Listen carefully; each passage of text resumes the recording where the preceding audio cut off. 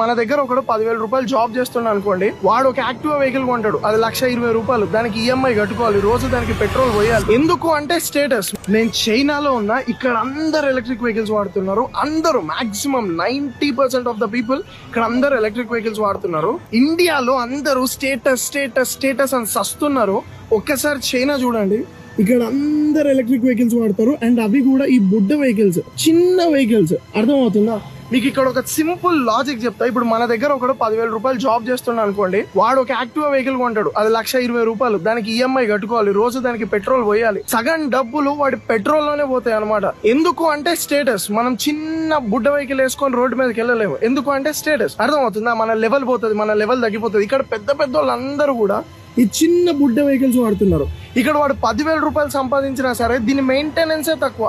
So ఆ డబ్బులు వాడికి మిగిలిపోతాయి. చాలా చిన్న చిన్న విషయాలు మనల్ని వెనకబడేసాయి. అర్థమవుతుందా? ఇప్పుడు కార్పొరేట్ లో మీకు 10,000 నుంచి 15,000 రూపాయలు ఉద్యోగం వస్తుంది అంటే మీరు వెళ్తారు. కానీ రోడ్డు మీద మీకు 60,000 రూపాయలు సంపాదించుకునే ఆపర్చునిటీ ఉన్నా సరే మీరు వెళ్ళరు. ఎందుకంటే లెవెల్. రోడ్డు మీద సంపాదిస్తే మనకి లెవెల్ పోతుంది. ఇఫ్ మీరు రోడ్డు మీదకి వెళ్ళి 60,000 సంపాదించగలిగితే మీరు ఆ పావర్టీ లైన్ నుంచి పెరగడానికి ఛాన్స్ ఉంటుంది. ఎకనామీ ఇంకా పెరగడానికి ఛాన్స్ ఉంటుంది. So think about it guys. ఇంకా లెవెల్, వాడేమనుకుంటాడు వీడేమనుకుంటాడు అని మనం బతికితే ఇంకా వెనకబడిపోతాం. చైనా నెక్స్ట్ లెవెల్కి వెళ్తుంది. వీటి మీద ఎన్నో వ్లాగ్స్ చేశాను, మోర్ ఆఫ్ జే ఛానల్లో ఉంటాయి, వెళ్ళి చూడండి. ఇఫ్ మీరు చూడలేకపోతే 10 years వెనకబడిపోతుంది ఇండియా.